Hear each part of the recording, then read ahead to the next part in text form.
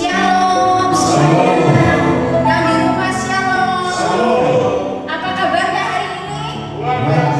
Ya, saat ini kita mau datang di ibadah hari Minggu tanggal 3 Mei 2020 dengan semangat yang baru. Amin. Amin. Mari kita berdoa. Bapak, kami bersyukur kalau pada saat ini Kau masih memberikan kesempatan kepada setiap kami untuk kembali datang beribadah. Bukan karena kuat dan gagah kami, tapi semua karena kemurahan-Mu Tuhan. Semua karena kebaikan-Mu Tuhan. Untuk itu pada saat ini kami datang dengan membawa pujian syukur kami. Mari Kau sucikan, kuduskan, layakan setiap kami, supaya apa yang kami persembahkan sungguh berkenan dan menyenangkan hati-Mu. Tuhan Yesus, kami percaya dimanapun kami berada, Engkau sendiri berjanji, 2-3 orang berkumpul di dalam nama-Mu, Engkau hadir. Dan kami percaya sekalipun kami beribadah di rumah, Engkau pun hadir di tengah-tengah kami. Allah yang maha besar, Allah yang dahsyat, Allah yang hidup, hanya Engkau Allah yang layak kami tinggikan. Dan kami percaya kehadiran-Mu mengalahkan segala kuasa apapun. Terima kasih Tuhan Yesus, Engkaulah Allah perlindungan kami. Tidak ada satu Allah pun yang seperti Engkau. Segala puji, hormat, kemuliaan, keagungan kami persembahkan hanya bagi-Mu. Yang siap untuk masuk dalam hadirat Tuhan, mari Kau katakan amin. Saudara, saat ini kita dihebohkan. Kanan kiri kita ada virus corona, sekeliling kita ada virus corona. Siang malam kita ingatnya virus corona. Tapi saat ini saya mau katakan pada saudara, mari katakan kanan kiriku ada Tuhan. Haleluya. Sekelilingku ada Tuhan. Siang malam ku ingat Tuhan. Amin. Amin. Yes, haleluya. Amin.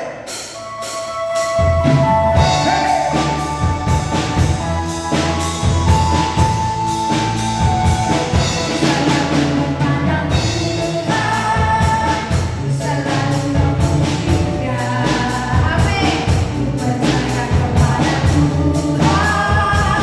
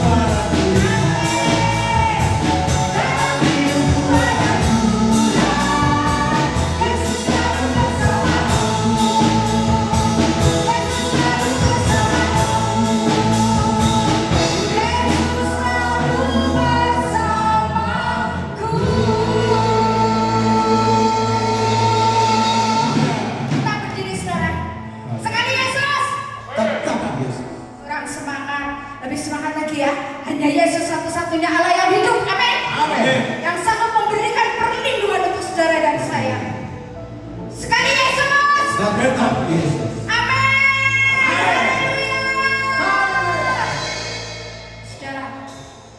Situasi begitu menyulitkan hidup kita, tapi percayalah, Allah di mana engkau beribadah saat ini, Allah Immanuel, Allah yang selalu beserta dengan kita. Amin. Betapapun sulitnya, jangan pernah goyah, terus bertahan, terus bertahan. Keadaan boleh sulit, tapi biarlah hal ini membuat kita untuk lebih dekat, lebih melekat kepada Tuhan. Amin.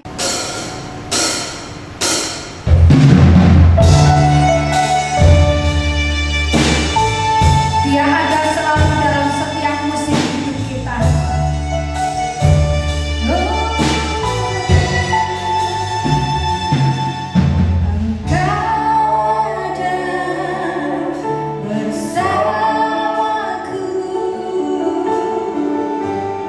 Di setiap musim hidupku.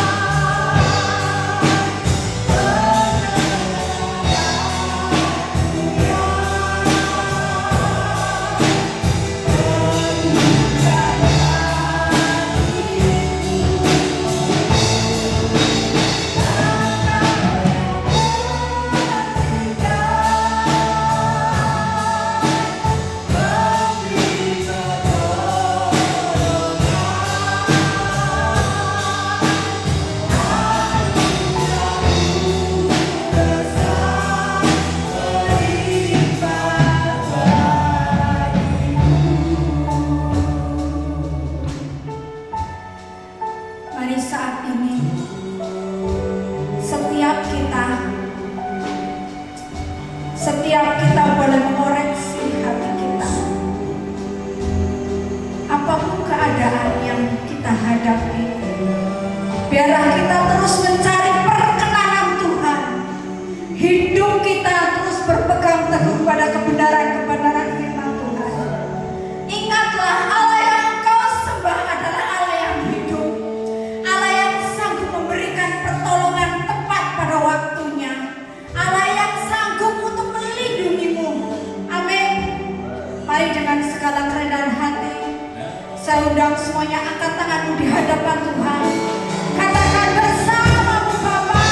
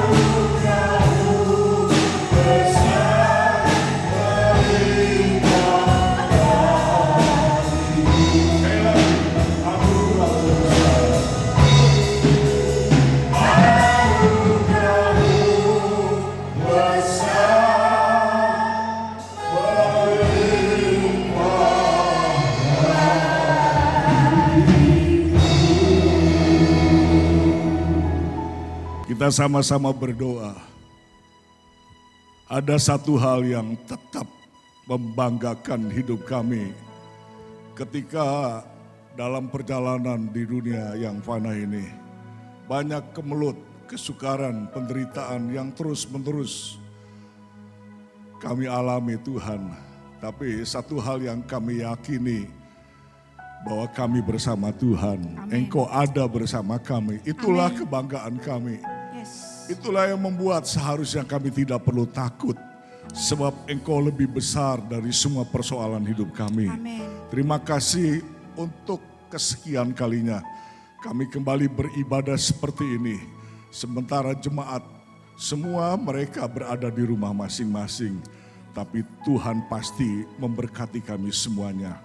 Tolong berkati firman-Mu, Tuhan, dan urapi hamba-Mu dan buka setiap hati jemaat supaya mereka bisa benar-benar menerima dengan sungguh-sungguh, memasukkan dalam hati mereka, dalam tanah yang baik, supaya benih-benih ini bertumbuh sehingga berbuah menjadi bekal untuk kehidupan yang kekal. Terima kasih Bapa di sorga, hamba mohon pertolongan Tuhan hingga akhir ibadah ini. Dalam nama Tuhan Yesus, kami sudah berdoa dan mengucap syukur. Kita semua yang diberkati Tuhan berkata, amin. Ya, silakan saudara duduk. Ya, shalom saudara. Shalom. Ya, saya ucapkan kembali kita beribadah di rumah masing-masing dalam nama Tuhan Yesus Kristus. Saudara, situasi masih seperti ini, ya, saudaraku. Nah, saudara, situasi yang seperti ini semua lapisan masyarakat, ya, saya katakan semua dari golongan yang paling rendah sampai golongan yang paling atas, dari ekonomi yang paling sulit sampai mereka yang paling hebat mempunyai perusahaan-perusahaan. Ya, katakan saja seorang konglomerat.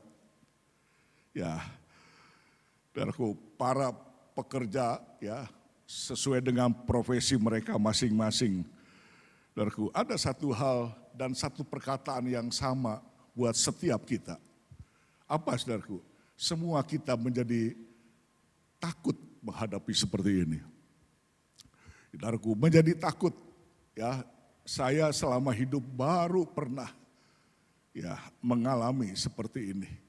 Saudaraku, ada virus corona yang mewabah ke seluruh dunia ini. Semua kalangan bisa menjadi takut. Dan tahu, saudaraku, apa dampak dari ketakutan? Saudaraku, dampak dari ketakutan membuat seseorang menjadi patah semangat. Ya, menjadi frustasi. Coba saja saudara, ya, yang punya perusahaan-perusahaan besar, mereka jadi patah semangat, mereka menjadi frustasi, mereka mungkin berpikir apa bisa melanjutkan, ya, pekerjaan atau perusahaan kita ini. Ya, sementara semua banyak yang di PHK, terus sesuai dengan profesi masing-masing, mereka yang sebagai buruh, pekerja, pegawai, ya, yang buka kuliner, mereka semua frustasi, apalagi di kalangan bawah, saudaraku. Mereka, satu hal yang mereka pikirkan, apa bisa kita masih makan dalam situasi seperti ini? Ya, jadi saya katakan, saudaraku, tidak ada yang lebih bisa mematahkan semangat hidup kita selain rasa takut ini. Selain rasa takut, ya, saudaraku, ketakutan menghadapi virus corona ini.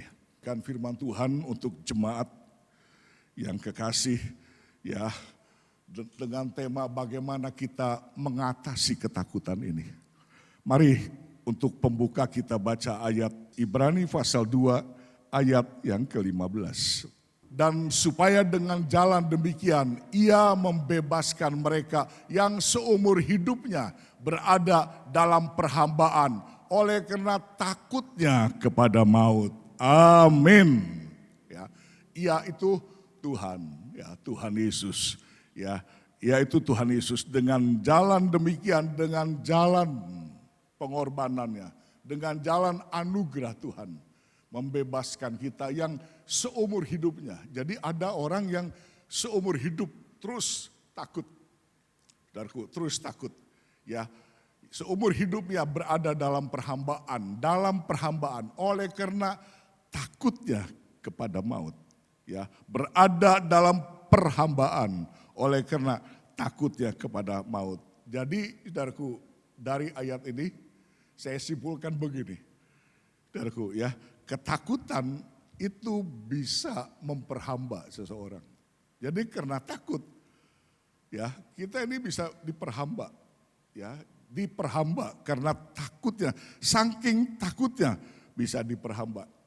Saudara lihat kalau ada pesakitan, ya, saking takutnya dipaksa untuk mengaku, lalu nggak mau mengaku, lalu kadang-kadang perlu dipakai kekerasan, ya, dipukul dan sebagainya, ditekan demikian. Nah, saking takutnya apapun yang diperintahkan, dia perbuat, saudaraku, dia perbuat.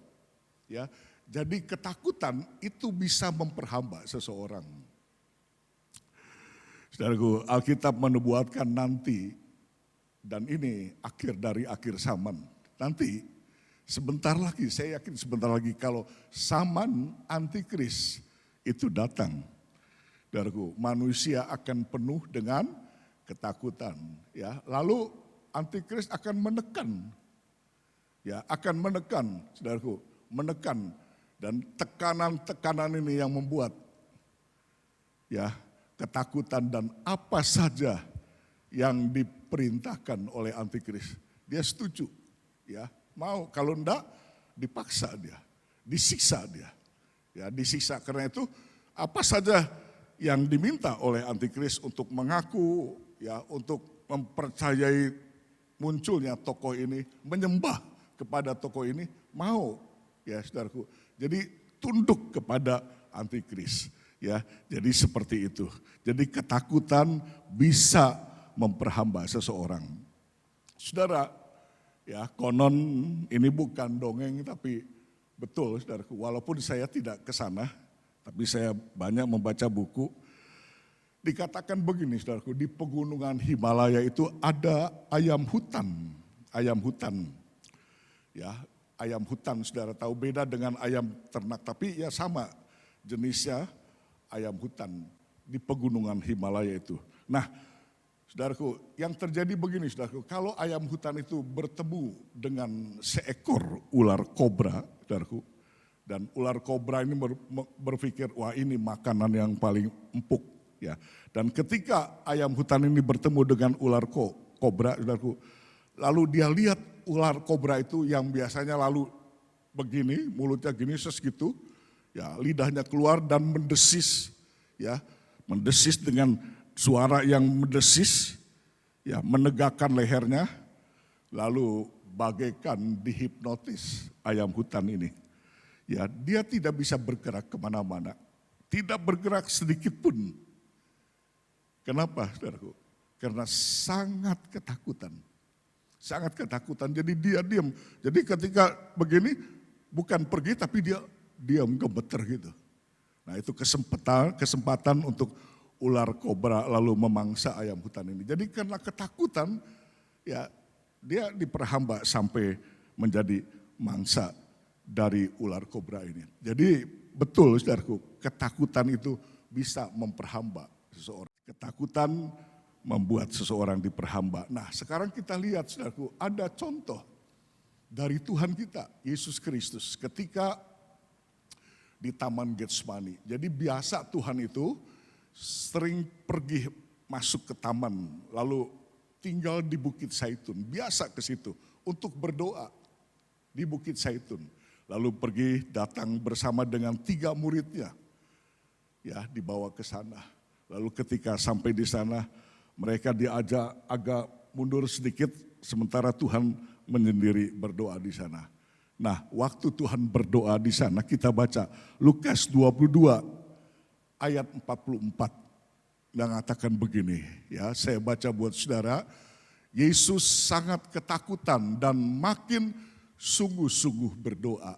Peluhnya menjadi seperti titik-titik darah yang bertetesan ke tanah.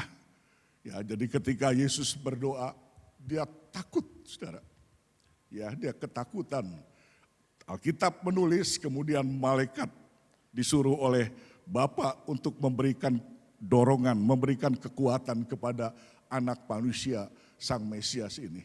Tapi perhatikan kalimat ini, saya sangat bangga luar biasa dengan kalimat ini dan ini harus menjadi berkat buat kita ya. Dikatakan ketika Yesus sangat ketakutan, ya kalau boleh dikatakan begini, Yesus makin takut, ya sebab dia takut meminum cawan dosa itu.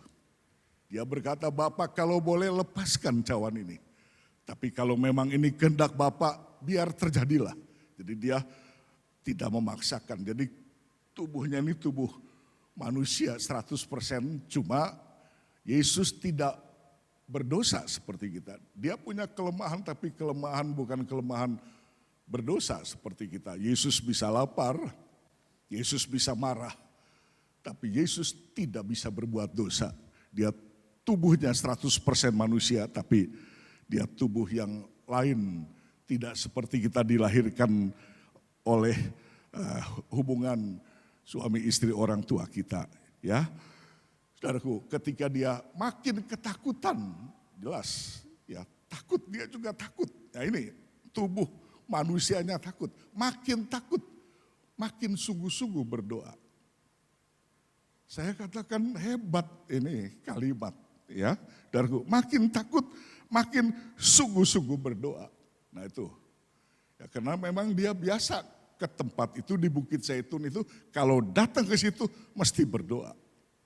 Saudara tahu, Allah itu roh dan barang siapa menyembah dia harus menyembah dalam roh dan kebenaran. Jadi kalau seseorang berdoa menyembah, apanya yang berdoa? Rohnya. Ya. Jadi kalau saudara berdoa menyembah kepada Tuhan, ayo bangkitkan semangat roh saudara. Jadi bukan hanya mulut komat kamit lalu reaksi tubuh kita sementara seperti orang berdoa, bukan. Tapi yang penting Tuhan melihat ketika seseorang berdoa, ya itu rohnya yang berdoa. Nah, saudaraku, kembali kepada ayat tadi Lukas 22 ayat 44, ketika Yesus makin ketakutan, dia makin sungguh-sungguh berdoa. Ya, jadi kalau saya terjemahkan ayat ini begini, saudaraku, jangan coba-coba ya membuat anak manusia itu ketakutan. Ya, jangan coba-coba membuat anak manusia Mesias itu ketakutan. Kenapa? Kalau anak manusia itu ketakutan, ya rohnya akan bereaksi. Rohnya mesti bereaksi. Saya katakan ayat ini hebat. Rohnya mesti bereaksi, dia mesti berdoa. Saudara harus mengerti ajaran ini. Jadi kalau saudara melihat situasi sekarang ini, ya takut. Saya juga takut, banyak yang ngeri. Kapan sih selesainya? Kita belum tahu ya tuntasnya ini corona ini. Tapi jangan coba-coba menakut-nakuti kita sebagai umat Tuhan. Kenapa saudaraku? Tapi ketika kita ditakuti dengan virus corona ini, saudara harus bereaksi. Reaksinya apa? Bukan ngomel, bukan bersungut-sungut, bukan patah semangat, bukan frustasi. Tapi reaksinya, saudara harus berdoa, saudara harus bereaksi spirit saudara, roh saudara. Ya itu sebabnya saya ulangi, jangan coba-coba membuat Sang Mesias takut. Sebab rohnya akan bereaksi seperti itu. Saudara, ya konon katanya saya dapat lagi kisah, saya belum pernah ke sana. Tapi saya baca di sebuah buku di Wisma Kinasih, di Ciawi, Bogor, Wisma Kinasih. Saudaraku, itu terlihat banyak sekelompok rusa berkeliaran. Ada rusa, banyak sekali rusa. Seperti di Istana Bogor. Tapi yang saya ceritakan ini di Wisma Kinasih di Ciawi, Bogor. Ya, lalu berkeliaran di situ. Nah, ketika rusa-rusa itu berkeliaran di Wisma Kinasih itu, saudaraku, ada pengumuman di situ, sebuah pengumuman. Ditulis begini, jangan membuat rusa-rusa itu ketakutan. Jadi tulisannya simpel aja, jangan membuat rusa-rusa itu ketakutan. Nah, kenapa saudaraku? Kenapa? Sebab kalau rusa-rusa itu takut akan berubah dia. Menjadi berang, dia berubah lalu menyerang orang yang menakut-nakuti. Diserang oleh rusa ini. Ya, jadi itu sebabnya ditulis, jangan membuat dia takut. Jadi kalau digodain gitu, ditakut-takuti mungkin bawa kayu mau dipukul-pukul, wah diserang oleh rusa itu. Ya, jadi gambarnya sama seperti ayat ini, jangan membuat Tuhan takut. Katakan saudaraku juga kepada diri saudara, jangan membuat aku takut dengan situasi dunia ini. Sebab aku akan serang, artinya bukan menyerang menantang, tapi rohku akan bergerak untuk menolong situasi yang seperti ini. Karena itu saudara ya, kalau anak manusia takut ini bahayanya. Jadi di sini dikatakan ayat ini Lukas 22 ayat 44, Lukas 22 ayat 44, kalau dia takut dia makin sungguh-sungguh berdoa. Sebab begini saudara, kalau sampai Yesus takut, risikonya apa? Kita tetap jadi hamba. Ya, sebab ketakutan itu akan memperhamba seseorang. Ya, bukan Yesus yang menjadi hamba, tapi kita tetap menjadi hamba dosa. Oh, puji Tuhan. Dia Tuhan kita. Dia anugerah yang menyelamatkan hidup kita. Seandainya Yesus takut, ini berandai-andai. Tapi rencana Tuhan tidak seperti itu. Seandainya Yesus takut, kita tetap menjadi hamba dosa. Saudaraku, itu sebabnya ini merupakan substitusi. Anugerah itu substitusi. 2 Korintus 5 ayat 21 mengatakan begini. 2 Korintus 5 ayat 21. Saudaraku, coba dilihat. Dia yang tidak mengenal dosa telah dibuatnya. Yesus tidak kenal dosa, tidak berbuat dosa. Dibuatnya menjadi dosa. Karena kita, supaya dalam Yesus kita dibenarkan oleh Allah. Jadi dia itu tidak berdosa, tapi dijadikan dosa. Ya, itu sebabnya waktu Yesus mati, seluruh dosa umat manusia ada di dalam tubuhnya. Dia menanggung dosa manusia. Karena itu dia berteriak, Bapa, Bapa, kenapa Bapa meninggalkan aku? Seolah-olah Bapa tutup mata, sebab di dalam sekujur tubuh Yesus. Kitab Nabi Yesaya berkata, dari ujung rambut sampai telapak kaki penuh dengan bisul-bisul dosa. Dia menjerit, ya, sebab dia menanggung dosa manusia. Substitusi, dia terima dosa manusia. Saudaraku, supaya kita dibebaskan dari dosa. Tapi saya ulangi lagi, kalau Yesus takut, kita tetap diperhamba oleh dosa. Tapi puji Tuhan, ya, anugerah Tuhan menang. Anugerah Tuhan hebat. Anugerah Tuhan besar. Amin. Ya, saudaraku, membuat kita tidak menjadi hamba dosa. Kita harus bersyukur. Kita tidak boleh berhenti untuk berterima kasih atas anugerahnya ini. Ya, puji Tuhan. Karena itu saudaraku, ayat pembuka kita tadi Ibrani 2 ayat 15. Coba kita baca sekarang Ibrani 2 ayat 10-nya. Dikatakan di dalam Ibrani 2 ayat 10-nya, ya, berkata begini, sebab memang sesuai dengan keadaan Allah. Ya, memang sesuai dengan keadaan Allah. Jadi memang sudah seyogianya begitu. Memang begitulah maunya Tuhan. Seolah-olah begitu. Yang baginya dan olehnya segala sesuatu dijadikan. Yaitu Allah yang membawa banyak orang kepada kemuliaan. Jadi Tuhan itu memang punya planning, punya rencana. Ya, itu sebab manusia diciptakan segambar dengan Tuhan. Rohnya sama, diberikan kepada Adam, rohnya sama. Ya, supaya manusia ini mulia. Ditaruh di tempat Taman Eden itu supaya mulia. Ya, tapi jatuh dalam dosa. Tapi sesuai dengan keadaan Allah. Walaupun manusia jatuh dalam dosa, Tuhan akan tetap membawa manusia ini ya kepada kemuliaan. Ya, juga menyempurnakan Yesus yang memimpin mereka kepada keselamatan dengan penderitaan. Saudara, ayat ini saya akan baca di dalam terjemahan lama.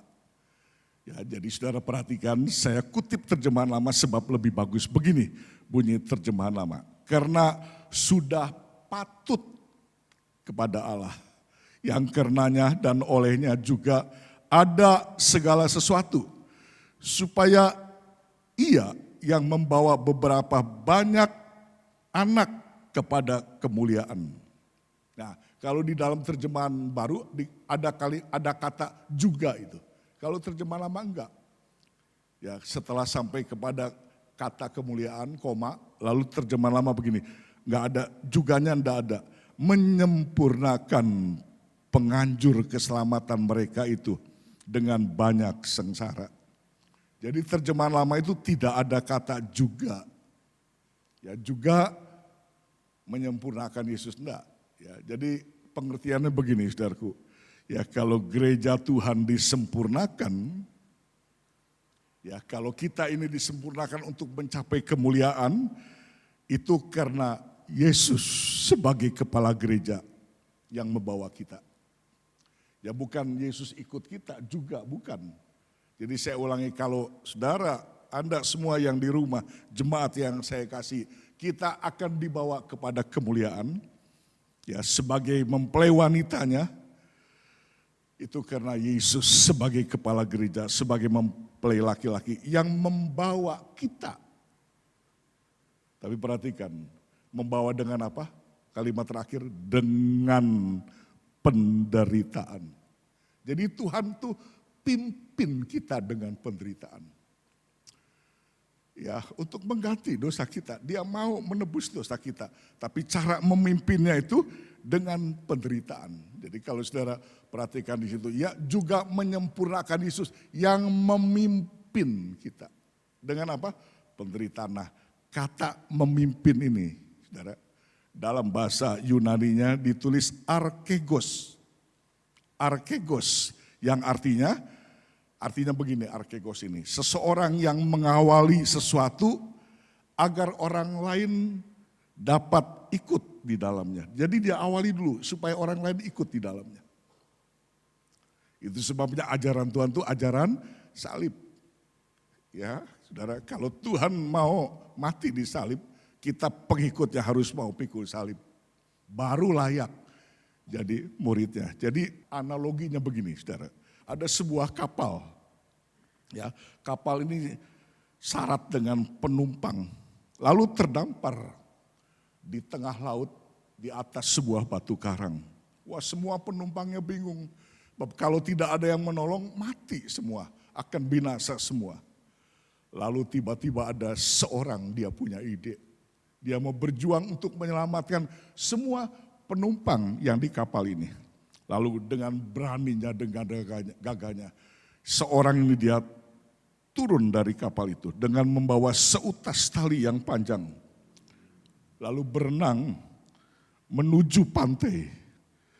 Saudaraku, ya, dan pada saat sampai di pantai, kemudian saudaraku, tali itu diikat, ya, diikat di pantai.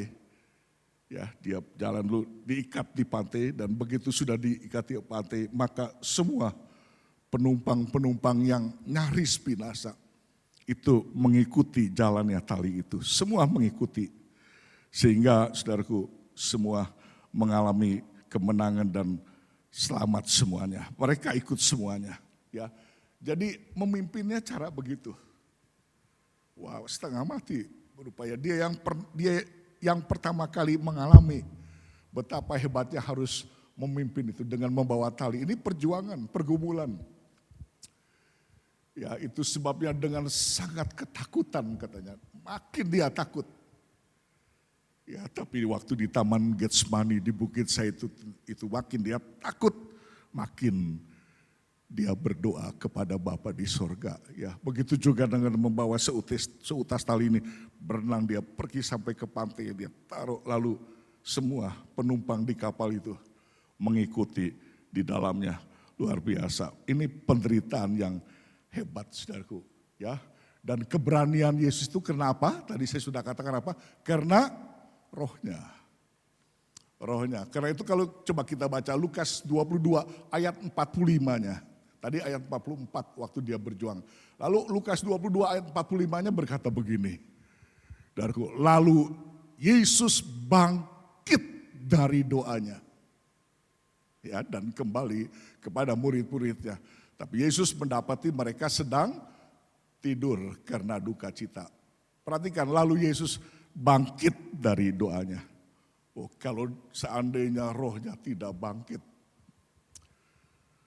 gawat kita. Ya, sebab saya katakan ketakutan itu bisa memperhamba seseorang. Kalau Yesus takut, kita tetap menjadi hamba dosa. Tapi puji Tuhan, rohnya bangkit. Luar biasa. Dan hari ini saya mengajak saudara, ya, bangkitkan roh saudara. Bangkitkan semangat saudara. Ya, kalau roh saudara bangkit, hebat. Tapi perhatikan, seseorang yang rohnya bangkit, apa? Kata ayat tadi, Ibrani 2 ayat 10, Yesus memimpin dalam penderitaan.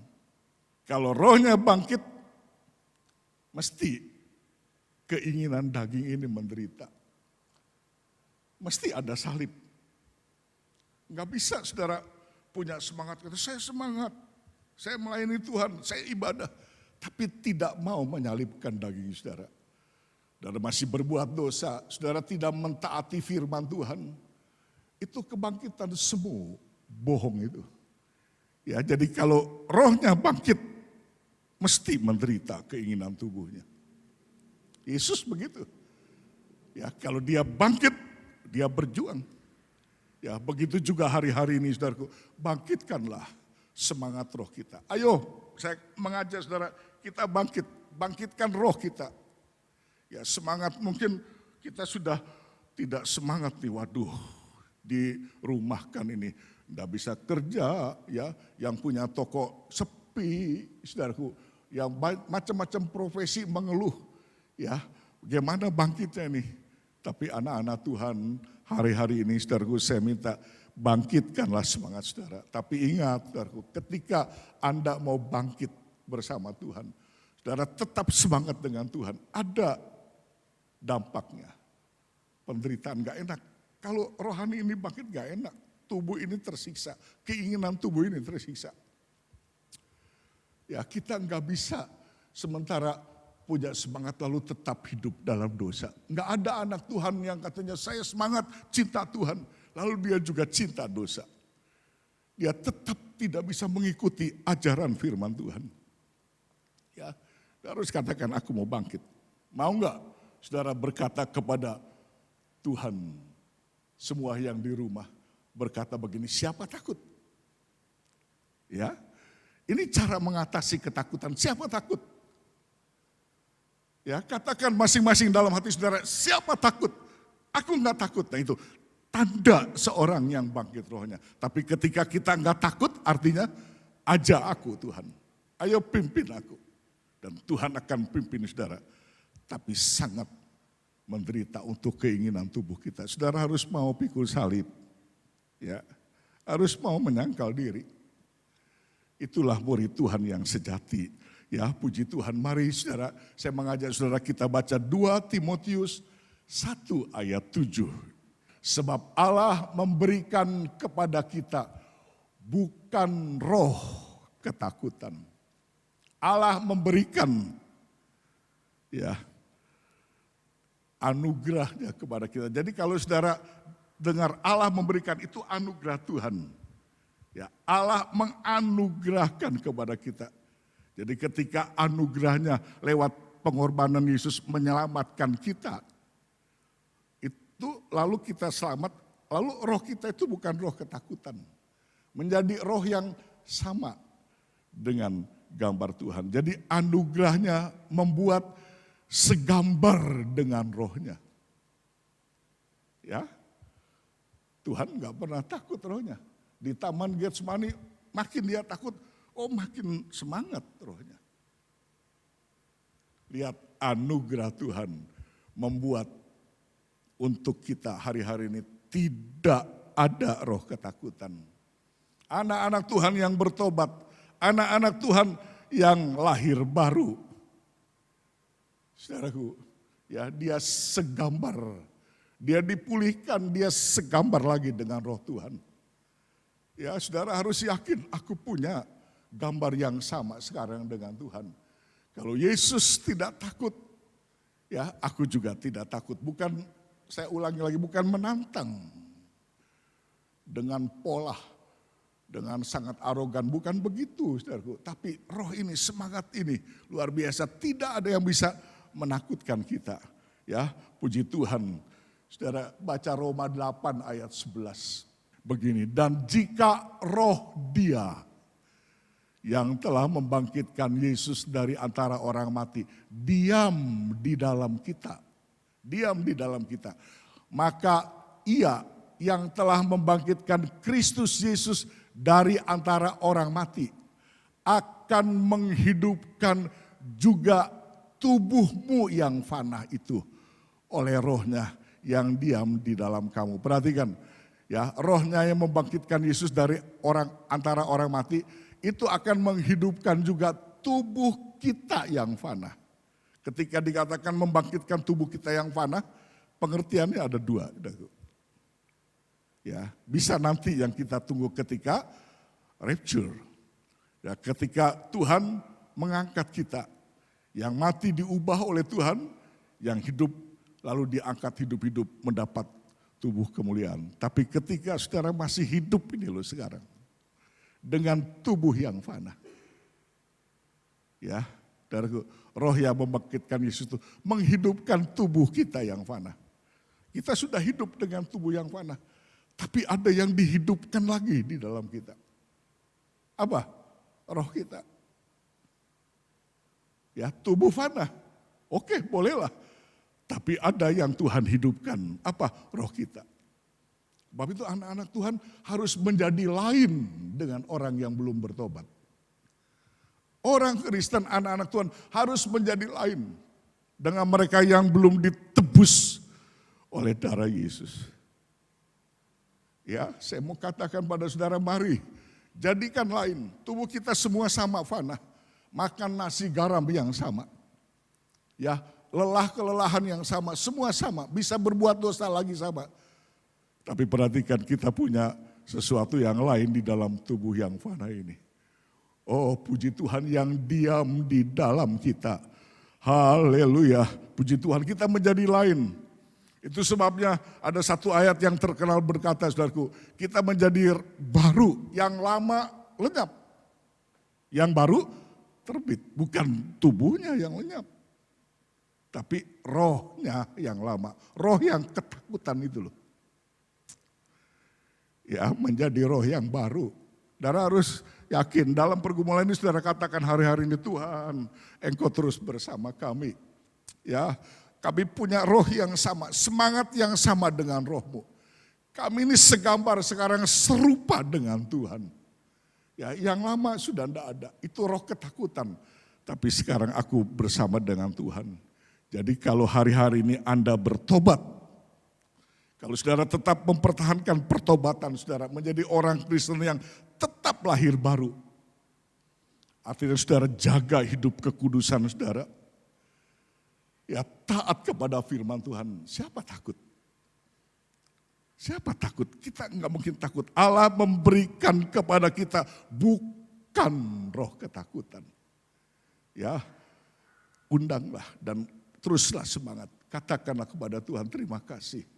Engkau tidak membiarkan aku ketakutan, Engkau bersama kami. Ya, Engkau hebat. Kalau Engkau hebat, kami juga hebat. Ya, puji Tuhan. Karena itu yang pertama begini, saudaraku. Dari ayat ini juga dikatakan kembali 2 Timotius 1 ayat 7. Jadi dikatakan begini, Allah Ya, sebab Allah memberikan kepada kita bukan roh ketakutan. Lalu apa yang Tuhan berikan kepada kita? Roh yang membangkitkan kekuatan. Ini poin yang pertama. Ya, ingat saudara, ada roh yang membangkitkan kekuatan buat kita. Nah, kalimat ini dikatakan oleh Rasul Paulus begini, saudaraku. Ya, Rasul Paulus itu seorang rasul yang kuat, ulet, tangguh. Memang pertobatannya sangat dahsyat. Dia seorang yang sangat radikal, militan, anti-Kristen, pembunuh orang-orang Kristen. Tapi dalam sekejap diubah Tuhan. Begitu diubah, menjadi rasul yang sangat kuat, tangguh dan ulet. Saudaraku, sementara Timotius ketika dia tulis suratnya untuk Timotius ini, untuk tinggal di Efesus kurang lebih 7 tahun. Kamu jaga jemaat Efesus ini. Ya, sebab ada pergolakan di situ, ada sesuatu di situ yang meresahkan. Ya. Nah, sementara Paulus itu seorang rasul, hamba Tuhan yang sangat kuat, ulet, tangguh. Timotius itu sifatnya penakut. Penakut, enggak pede, enggak percaya diri, penakut. Ya, dan ketika Timotius ini sangat takut, saudaraku, Paulus mengingatkan, ingat Timotius, kamu ini punya warisan besar yang dimiliki kamu. Kamu punya warisan. Apa warisannya? Bukan Timotius, bukan orang kaya, bukan anak konglomerat. Tapi dia punya warisan yang besar. Saudara, Timotius itu sama dengan Rasul Paulus. Ibunya Timotius seorang Yahudi, ya, ayahnya seorang Yunani, blasteran gitu loh, antara orang Yahudi dengan orang Yunani. Rasul Paulus juga begitu, tapi Rasul Paulus berkata, Roh Kudus Tuhan akan membangkitkan kekuatan kepada kamu, sebab Paulus lihat Timotius ini orang yang kelemak-kelemek, ya, nggak pede, dan aku penakut. Ya, lalu dikatakan kamu punya warisan besar. Warisannya apa, saudaraku? Di dalam 2 Timotius 1 ayat 5-nya kita baca. Ayat 5-nya berkata begini, sebab aku teringat akan imanmu yang tulus ikhlas. Yaitu iman yang pertama-tama hidup di dalam nenekmu Lois dan di dalam ibumu Enike. Dan yang aku yakin hidup juga di dalam dirimu. Jadi Timotius itu punya warisan dari ibunya, dari neneknya. Ibu neneknya ini orang yang beriman hebat. Ya, imannya luar biasa. Hebat, tulus, sungguh-sungguh. Nah, itu diwariskan kepada Timotius, belajar dari situ. Ya, dia juga menjadi seorang beriman yang hebat. Ya, lalu satu ayat lagi kalau saudara baca di dalam 2 Timotius 3 ayat 15. Ingatlah juga bahwa dari kecil, kira-kira mungkin umur 7-8 begitu. Ya, engkau Timotius sudah mengenal kitab suci yang dapat memberi hikmat, pengetahuan Alkitab, belajar banyak tentang firman Tuhan, belajar ditaati. Belajar bukan sekedar baca tapi diimani. Wah, hebat ya. Ya, memberi hikmat kepadamu dan menuntun. Jadi firman Tuhan tuh menuntun dia. Dituntun. Jadi kalau firman Tuhan mengajar kamu harus gini, lalu dia ikuti. Kamu enggak boleh begini, diikuti. Jadi apa tuntunan Tuhan itu? Ya, seperti Daud berkata, Tuhan itu gembala yang baik. Ya, aku dituntun oleh Tuhan ke air yang tenang. Jadi dituntun dia. Ya, dari kecil dia tuh dituntun. Kalau Tuhan berkatakan begini, ya, jalannya agak berbelit-belit sulit, Timotius enggak berontak. Enggak, oh Tuhan aku enggak mau, enggak. Ketika dituntun oke lah. Ya, dituntun kepada keselamatan oleh iman kepada Yesus Kristus. Jadi dia punya iman luar biasa. Jadi Timotius ini punya warisan iman yang hebat, luar biasa. Dariku, poin pertama ini hebat. Kalau saudara hari-hari ini mau mengatasi ketakutan, dan kita bisa harus. Sebab bukan roh ketakutan yang ada di dalam hidup kita. Roh semangat, roh spirit, Boleh semua berubah, tapi pengikutan aku kepada Tuhan enggak akan berubah. Kesetiaanku, ketaatanku, hidup kudusku tetap. Ya, Paulus berkata bagaimana supaya tidak, dikatakan 2 Timotius 1 ayat 7 dikatakan Tuhan memberikan roh yang membangkitkan kekuatan. Kamu akan menjadi kuat. Kuat karena apa? Kamu kan punya warisan yang besar. Warisan dari nenek moyangmu tuh, dari omahmu, ya dari mamamu kamu belajar banyak firman Tuhan. Dari kecil kamu belajar firman Tuhan. Saudara bisa juga tidak menjadi takut. Kenapa banyak anak-anak Tuhan yang menjadi takut menghadapi sikon dunia ini? Kenapa? Ya sebab warisan yang dari Tuhan yang terus menerus diberikan kepada saudara itu lalu begitu saja. Saudara, ketika Anda semua beribadah terus-menerus di gereja setiap minggu, tengah-tengah minggu beribadah, itu kan saudara semua dibekali oleh harta yang terpendam itu, warisan itu. Terus itu menuntun saudara kepada keselamatan. Saudara diberikan itu semua. Nah itu jangan dilalui. Saudara kalau mendapat warisan dari orang tua saudara, warisan itu sangat berharga. Dibuang, disia-siakan, lalu diberikan kepada orang lain? Pasti tidaklah. Saudara mesti simpan dengan baik-baik, diingat baik-baik, dibuka lagi, waduh disayang. Nah kita juga sama ya, sekian lama saudara ikut Tuhan, saudara terus mendapat warisan firman Tuhan yang saudara terima dari Tuhan lewat ibadah saudara. Itu saudara harus kumpulkan. Ya, seperti Timotius dari kecil dia kumpulkan untuk menjadi rema dalam hidup kita. Jadi perkataan Tuhan itu bukan sekedar perkataan logos di mana hamba Tuhan berkhotbah, saudara terima, oh ya sudah, amin pulang kasih kolekte, pulang sudah. Enggak, tapi simpan dengan baik. Saudaraku simpan. Nah, saudaraku, disimpan dengan baik dan itu menjadi kekuatan saudara. Ya, karena itu saudara seringkali hamba Tuhan berdoa ya menjadi sedih. Seringkali hamba Tuhan banyak berdoa menjadi capek, lelah. Saudaraku, karena banyak jemaat ya yang menerima firman Tuhan hanya sekedar ibadah. Saudaraku, tapi tidak mau mentaati firman Tuhan. Ya, saudaraku, firman Tuhan ya tidak menjadi warisan yang berharga buat kita. Karena itu banyak hamba Tuhan seringkali mengeluh. Ya, ada satu hamba Tuhan saya pernah dengar dia mengeluh di Purwokerto. Dia pernah mengeluh begini, yang penting saya khotbah saja. Saya sampaikan terus firman Tuhan. Sekalipun jemaat tidak ada balasannya pada saya. Sekalipun jemaat tidak mau mengerti apa yang Tuhan minta dalam hidupnya. Tapi saya tidak akan berhenti. Kadang-kadang memang capek. Padahal keinginan hamba Tuhan, keinginan Tuhan, firman Tuhan itu menjadi warisan yang berharga buat saudara. Untuk saudara tanam dalam hati saudara. Saudara pegang, itu kekuatan kita. Ya, itu membangkitkan kekuatan kita. Ya, dan kadang-kadang capek. Ya, saya terus bergumul sekalipun apa jawaban saudara, apa saya nggak tahu bagaimana keadaan saudara. Ya, sebab yang nampak cuma luar saja, saudaraku. Ya, tetapi saya tetap memberitakan firman supaya saudara benar-benar menjadi jemaat yang mau mentaati firman Tuhan. Ya, yang mau menyimpan barang berharga ini.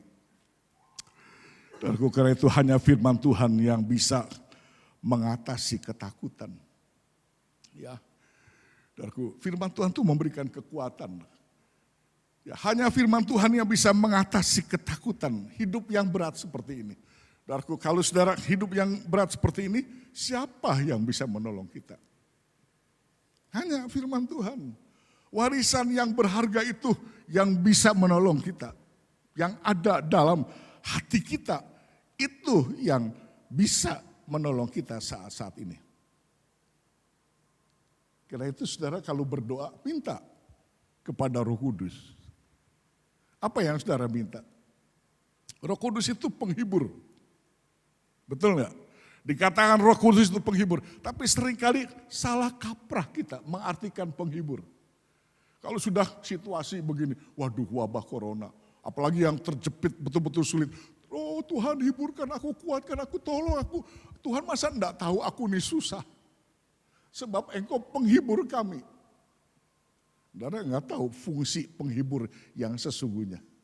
Tahu enggak? Coba baca Yohanes 14 ayat 26.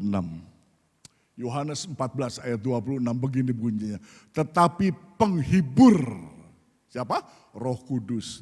Itu diutus oleh Bapa dalam namaku, kata Yesus. Dialah yang akan mengajarkan segala sesuatu kepadamu.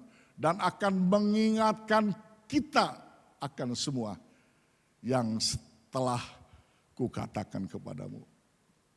Ya, jadi Roh Kudus itu tugasnya mengingatkan firman yang diterima oleh kita. Kalau saudara tidak punya warisan yang berharga, apa yang saudara ingat? Dia tuh penghibur. Ya, kalau saudara susah begini, berdoa, Roh Kudus, Tuhan hiburkan aku. Lalu yang muncul kalau anak-anak Tuhan yang taat, wah, firman Tuhan berkata, jangan takut. Ya, aku di pihakmu, aku bersama kamu. Banyak ayat-ayat yang menolong kita. Yes Tuhan, amin, firman-Mu benar. Mesti begitu. Ya, tapi kalau enggak punya firman, nah itulah sebabnya anak Tuhan kalau dalam keadaan susah, dia cuma menjadi Tuhan, hiburkan, tolong saya. Cuma ngomong tok gitu loh saudaraku. Cuma bisa Tuhan tolong, Tuhan hiburkan, ini problem saya. Kenapa? Sebab dia enggak ingat firman Tuhan. Ya, firman Tuhan enggak pernah nempel di dalam hidupnya. Dia enggak pernah mentaati firman Tuhan. Yang dia ingat, aku nih susah loh Tuhan, tolonglah, hiburkan. Ya, padahal tujuan penghibur itu untuk mengingatkan firman. Itu sebenarnya banyak anak Tuhan, ada anak Tuhan yang ditolong oleh Tuhan, betul-betul kuat dia, betul-betul dikuatkan. Roh Kudus itu membangkitkan kekuatan, betul-betul kuat. Walaupun susah tapi kuatnya luar biasa. Saudaraku berglori, nyanyi, penuh syukur, hebat. Kenapa? Sebab firman itu menghibur dia. Roh Kudus memberitahu firman. Dia tahu aku tidak sendiri, aku bersama Tuhan, aku bersama firman. Tapi kalau enggak punya firman,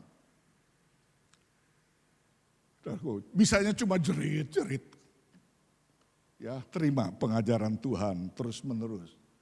Latih diri saudara, berat memang. Tapi ini salib yang harus kita pikul menjelang hari-hari terakhir.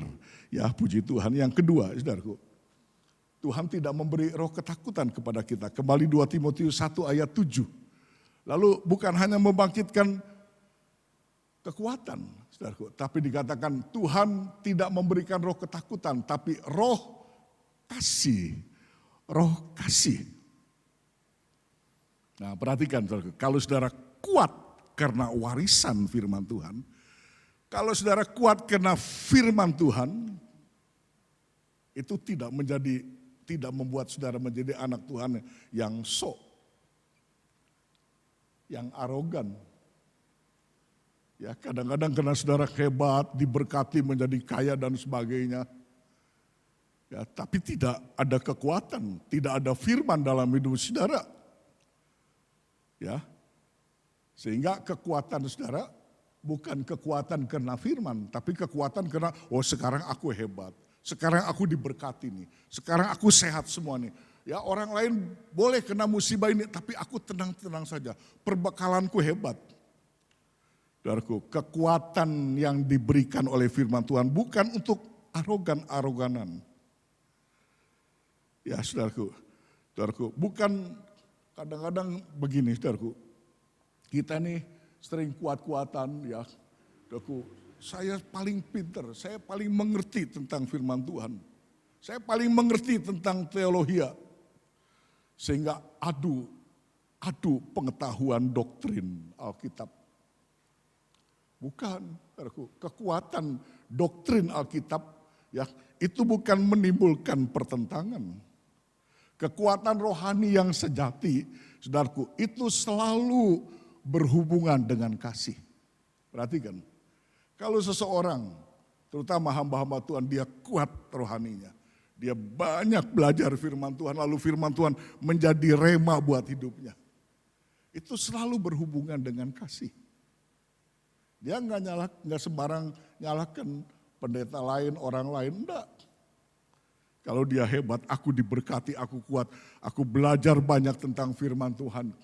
Ya, itu selalu berhubungan dengan kasih, sebab kekuatannya itu betul-betul hebat. Kekuatan rohani yang sejati, dan itu selalu berhubungan dengan kasih ilahi. Ya, karena itu saudara-saudara semua juga begitu kita, kalau saudara kuat karena firman Tuhan, mesti timbul kasih ilahi. Anak Tuhan yang kuat karena firman Tuhan, dia bisa mengasihi Tuhan lebih sungguh-sungguh lagi. Dia bisa mengasihi sesamanya, oh hebat. Kasihnya itu timbul. Tidak nyalahkan orang lain, tidak jelekkan orang lain, tidak menjerumuskan orang lain, enggak. Ya, bukan aku ini kuat, aku yang kuat. Yang lemah ya lemah silakan, tapi aku ini yang kuat, enggak begitu. Yang kuat, dia selalu menimbulkan kasih ilahi untuk orang lain. Kita baca Roma 5 ayat 5. Roma 5 ayat yang kelima. Ya, dan pengharapan tidak mengecewakan. Karena kasih Allah telah dicurahkan di dalam hati kita oleh Roh Kudus yang telah dikaruniakan kepada kita. Perhatikan, saudaraku, kalimat ayat ini bagus sekali dikatakan. Pengharapan tidak mengecewakan. Ada yang bisa bikin kecewa? Ada enggak pengharapan bikin kecewa? Ayat ini berkata pengharapan tidak mengecewakan. Ada enggak pengharapan bisa mengecewakan? Ada. Kalau apa yang kita harapkan itu berhenti. Saudara. Betul enggak? Saudara berharap. Loh kok enggak muncul? Kok enggak ada? Loh mana ini? Kecewa saudara. Ya, mesti kecewa. Amsal 13 ayat 12a berkata, Amsal 13 ayat 12a berkata, sampai A saja. Harapan yang tertunda menyedihkan hati. Sedih. Jadi kalau harapan tertunda, sedih. Ya, apa yang kita harapkan tidak pernah tiba. Apa yang kita harapkan tidak kunjung tiba. Ujung-ujungnya apa? Sedih. Ya, itu sebabnya hari-hari ini ada banyak anak-anak Tuhan yang berharap Tuhan tolong saya, Tuhan tolong. Makin minta tolong makin sulit. Ini keadaan seperti itu. Nah makin minta tolong makin sulit. Lalu yang timbul apa? Kesedihan. Kalau sudah sedih dampaknya apa? Takut saudaraku. Takut mesti takut. Manusia ini penuh dengan ketakutan. Mesti timbul akhirnya ketakutan. Ya. Tuhan sembuhkan saya, mengharapkan sembuh, tapi enggak pernah sembuh. Harapannya tertunda. Akhirnya apa? Takut, mati nih. Tuhan berkati saya, enggak diberkati. Akhirnya apa? Takut bisa enggak makan nih. Ya, harapan yang tertunda menyedihkan hati. Tapi perhatikan, ya, kembali Roma pasal 5 ayat yang kelima. Dikatakan karena kasih Allah telah dicurahkan di dalam hati kita oleh Roh Kudus yang dikaruniakan kepada kita. Karena tetapi kasih Allah telah dicurahkan di dalam hati kita oleh Roh Kudus. Jadi kita ini mendapat kasih Allah. Analoginya begini, analoginya begini, perhatikan. Waktu kalian, Anda semua jemaat di rumah, kita pernah dilahirkan oleh orang tua kita. Kita lahir ke bumi ini. Ya. Nah orang tua kita ketika kita lahir itu sangat mengasihi kita. Betul enggak? Lahir. Bahkan kadang-kadang ada anak yang cacat begitu. Tetangganya lihat, aduh aku enggak bisa lihat kok jelek. Aku tutup mata. Tapi orang tua, tetap. Wah orang tua enggak ada. Enggak mengasihi walaupun keadaannya seperti apa. Ya begitu anak itu lahir, mesti dikasih oleh orang tuanya. Orang tua tuh cinta banget kepada anak yang baru lahir. Sementara anak yang baru lahir bisa mengasihi orang tuanya? Hah? Nggak bisa. Ya nggak, wah. Sampai balita pun nggak bisa mengasihi, mana bisa mengasihi. Ya, punya coklat 2, papahnya minta, kasih, enaknya.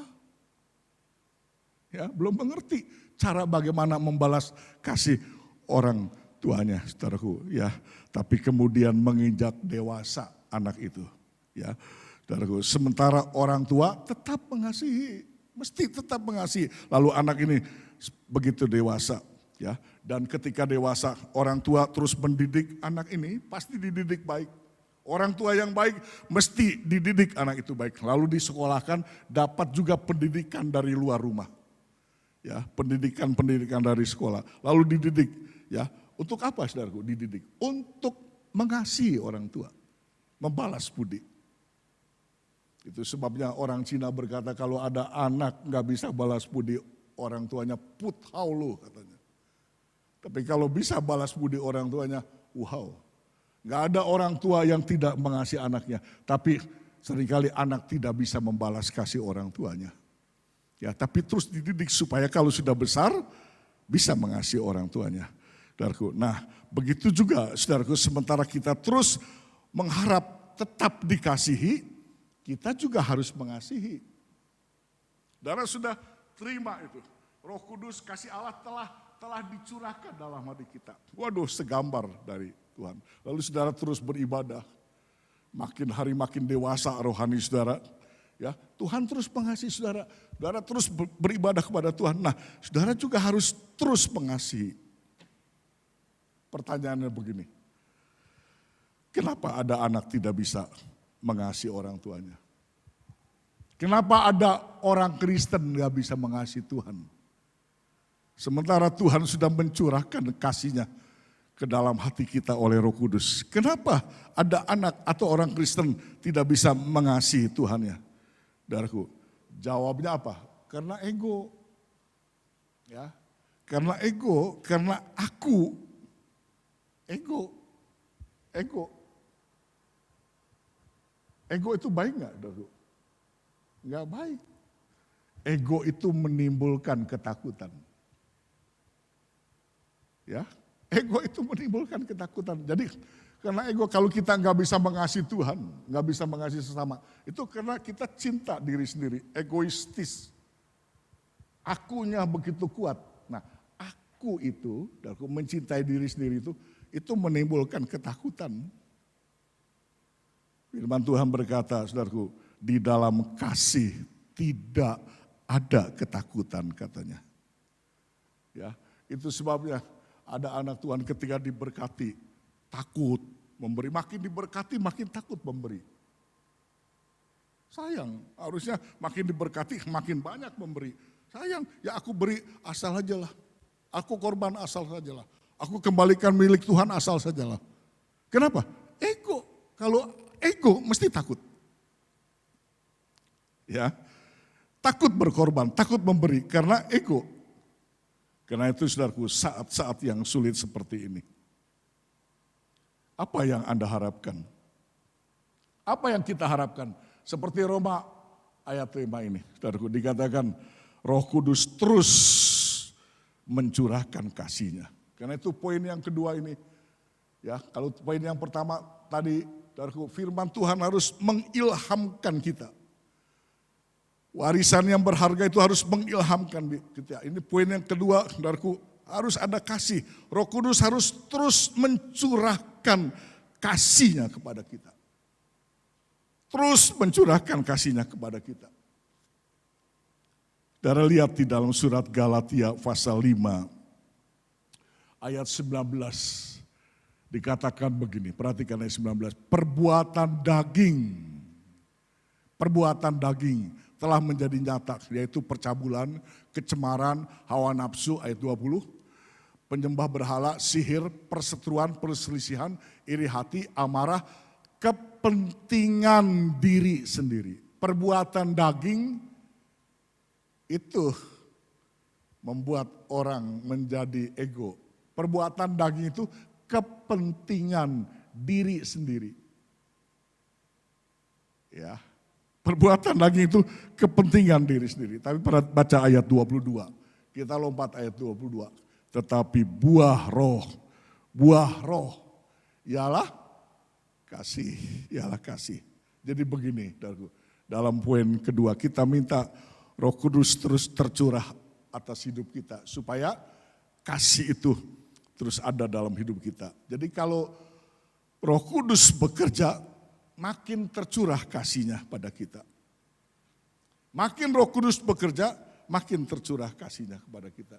Jadi kalau saudara tidak bisa mengasihi Tuhan, tidak bisa mengasihi sesama, tidak bisa berkorban, tidak bisa memberi melayani Tuhan, waktu, tenaga, uang saudara, itu tanda belum tentu Roh Kudus bekerja dalam saudara. Sebab kalau Roh Kudus tercurah, mesti kasih ada dalam hidup kita. Marilah saudaraku kita kejar terus ya persekutuan kita dengan Tuhan. Rohnya terus memimpin hidup kita supaya kasihnya itu terus tercurah di dalam kehidupan kita. Ya, yang terakhir, Tuhan tidak memberikan roh ketakutan untuk mengatasi ketakutan. Kembali 2 Timotius 1 ayat 7 berkata begini, selain kasih, Tuhan tidak memberikan roh ketakutan, Dia membangkitkan kekuatan, Tuhan mengilhamkan firman-Nya, ya, lalu kasih dan ketertiban, ya, ketertiban.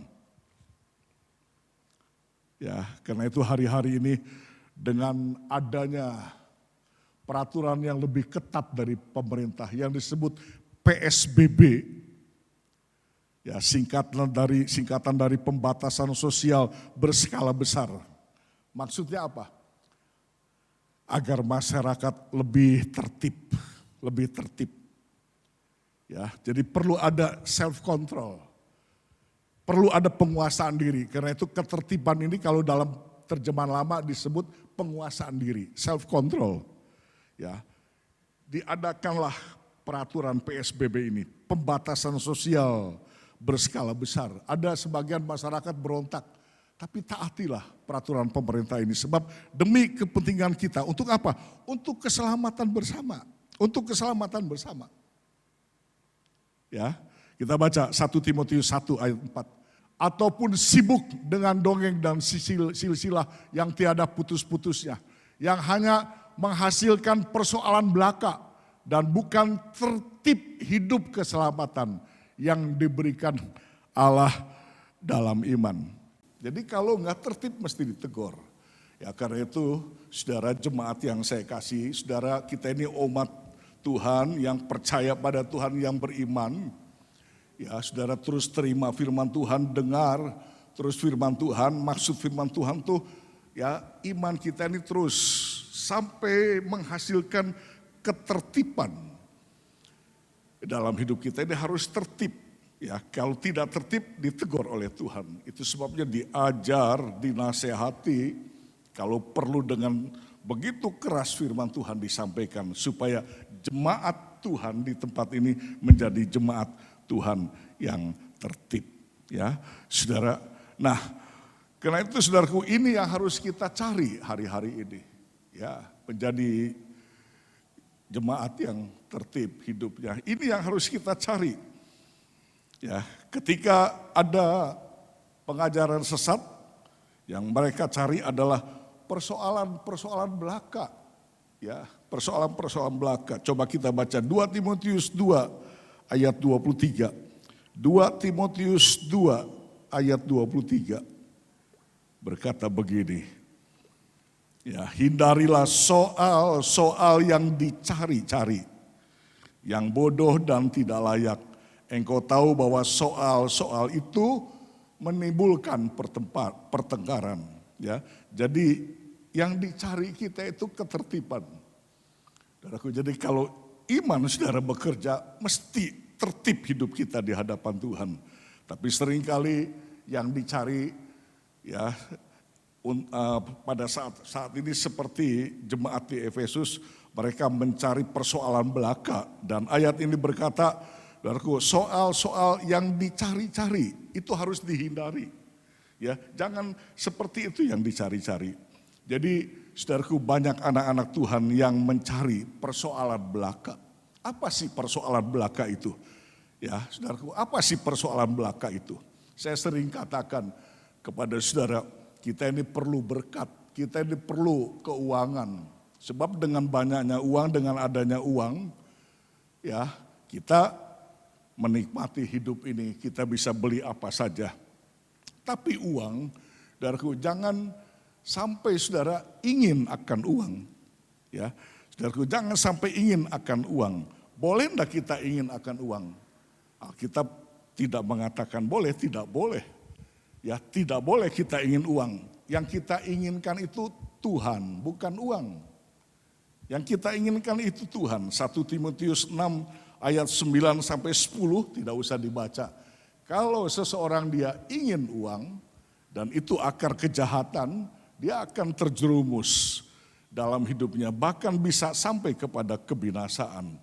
Jadi bukan persoalan belaka seperti itu yang harus kita cari.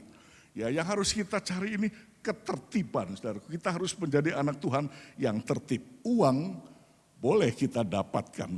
Ya, kita berusaha, berjerip, lelah, berupaya bekerja, tapi jangan sampai ingin semata, ya, mencari uang menjadi nomor satu buat kita, sebab bahaya.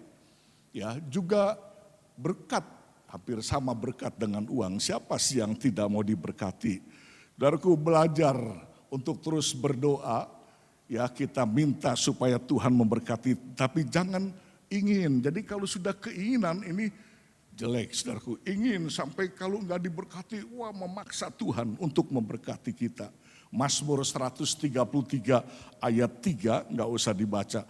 Ya, berkat itu tidak perlu kita artinya memaksakan Tuhan. Yang penting saudara gumuli pekerjaan saudara. Saudara berusaha, berdagang, bekerja di kantor di mana, terus dengan peluh keringat saudara. Sebab Tuhan yang memerintahkan berkat. Ya, Mazmur 133 ayat 3, Tuhan yang memerintahkan berkat. Ya, jadi jangan mencari-cari persoalan seperti itu. Kalau terus kehidupan kita, rumah tangga kita ingin ya akan uang, saudaraku, terus ingin berkat. Itu sebabnya 2 Timotius 2 ayat 23 mengatakan kalau soal-soal yang seperti itu dicari-cari, hasilnya pertengkaran. Sebab itu banyak anak Tuhan ribut ya dalam rumah tangganya karena selalu disibukkan, diutamakan hal-hal yang jasmania. Ya, tidak mempersoalkan, tidak mencari sesungguhnya hal yang menertibkan hidup kita. Kita harus menjadi anak Tuhan yang tertib. Carilah hasil yang membuat hidup Anda ini tertib. Ya, carilah hasil yang membuat hidup Anda itu tertib. Karena itu ayat terakhir berkata begini, Matius 6 ayat 33, saudara. Ayat ini sangat dikenal. Matius 6 ayat 33, tetapi carilah dahulu kerajaan Allah dan kebenarannya, maka semuanya itu akan ditambahkan kepadamu. Ya, tapi perhatikan juga ketika saudara mencari kerajaan Allah, siapa yang tidak mau masuk kerajaan Allah? Ya, siapa di antara saudara yang tidak mau nanti kalau kita pulang pergi, kita pulang dan kita pergi meninggalkan dunia yang fana ini, ya, dan pasti rindu untuk masuk dalam kerajaan sorga semuanya. Siapa yang tidak mau masuk dalam kerajaan Allah atau kerajaan sorga? Tapi perhatikan kebenaran Tuhan. Ya, carilah dahulu kerajaan Allah dan kebenarannya. Ya, kenapa saudaraku kita harus mencari kebenarannya?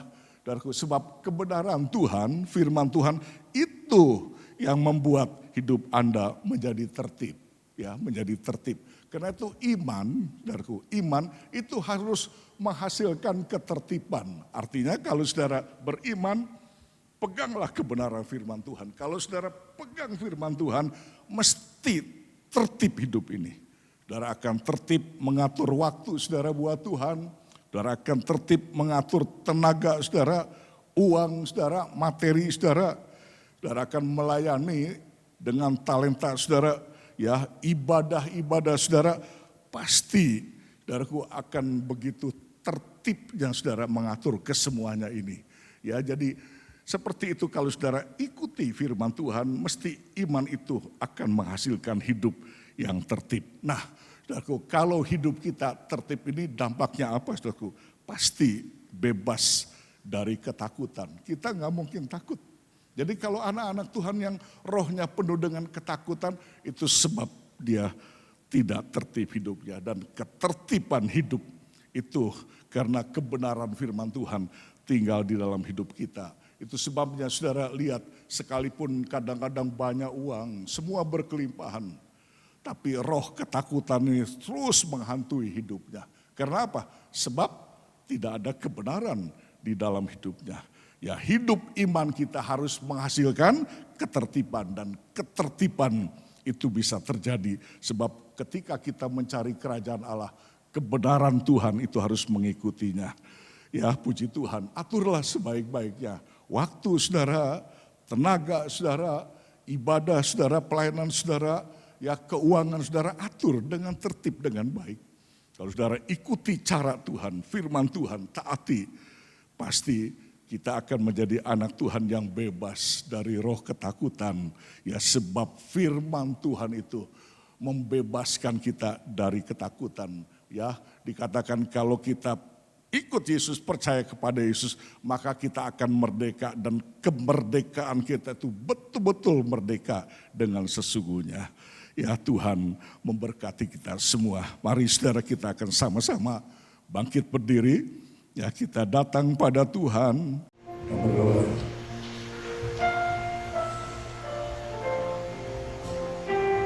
Ya.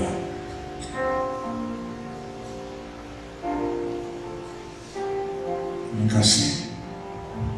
Terima kasih buat firman. Terima kasih. Berkati jemaatmu semuanya. Berkati kami.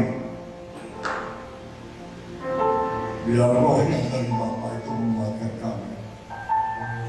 Situasi seperti ini sangat menakutkan Tuhan. Tapi bersama Tuhan kami bisa mengatasinya. Tolonglah kami. Ilhamkan firman-Mu dalam hati kami. Ya, Roh Kudus terus curahkan supaya kasih ilahi itu ada dalam hidup kami. Dan kami akan cari terus tentang kerajaan surga. Sebab Bapa siap untuk menyelamatkan kami. Itulah sebabnya hidup kami harus tertib. Tertib di dalam ibadah, dalam doa kami, dalam mentaati firman. Itulah iman kami yang sesungguhnya. Karena dengan tertib hidup yang seperti itu, Bapa akan menyelamatkan kami dan surga menanti kami. Berkati saudara, berkati kami. Haleluya.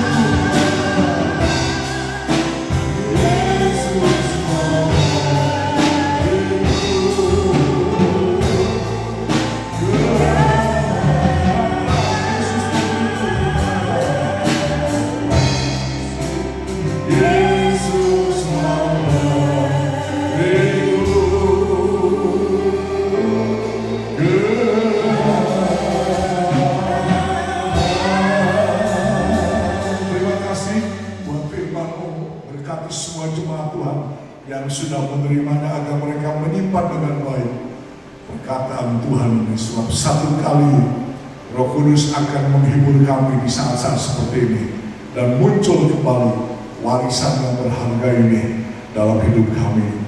Terima kasih Bapa di surga, berkati kami semuanya di dalam nama Tuhan Yesus kami sudah berdoa dan mengucap syukur. Amin. Dan sebelum kita selesaikan ibadah ini, ya, saudara, buat saudara-saudara yang berulang tahun tanggal 22 April, ya, Ibu Lisia dan Bapak Dwi Hartono. 25 April, Ibu Imam dan Ibu Febe Rusmini. Dan 1 Mei, Saudari Lim Swillian. Kita berdoa buat saudara-saudara yang berulang tahun, ya. Juga nanti kita berdoa buat bangsa dan negara kita, ya, masyarakat Indonesia yang menghadapi wabah yang masih ada sampai hari-hari ini. Ya, mari kita sama-sama bangkit berdiri dan menyanyi Happy Birthday, ya, ulang tahun, ya, haleluya, puji Tuhan.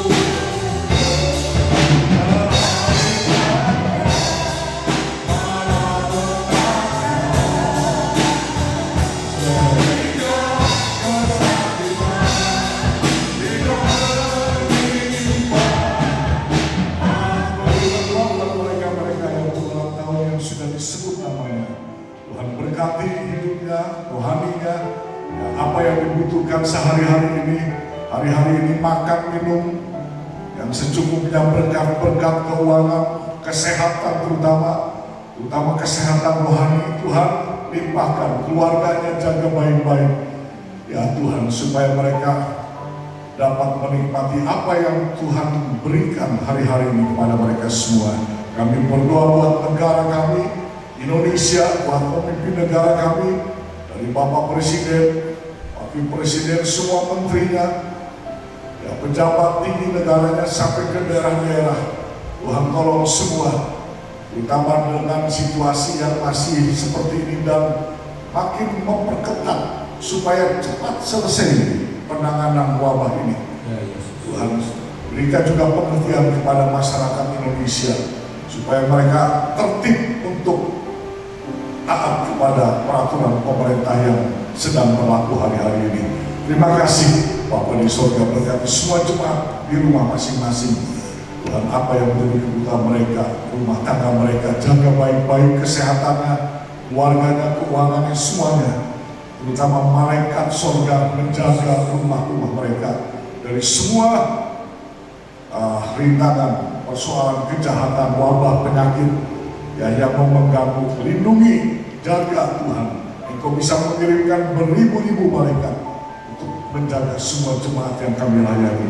Terima kasih Bapa di surga, haleluya. Dan akhirnya jemaat yang kukasih, buka tangan saudara. Tuhan memberkati engkau dan melindungi engkau. Tuhan menyinari engkau dengan wajahnya dan memberi engkau kasih karunia. Tuhan menghadapkan wajahnya kepadamu dan memberi engkau damai sejahtera. Berkat dari Bapa, Anak, dan Roh Kudus menyertai saudara hari ini sampai Maranatha, dalam nama Tuhan Yesus Kristus. Semua yang diberkati Tuhan berkata, amin.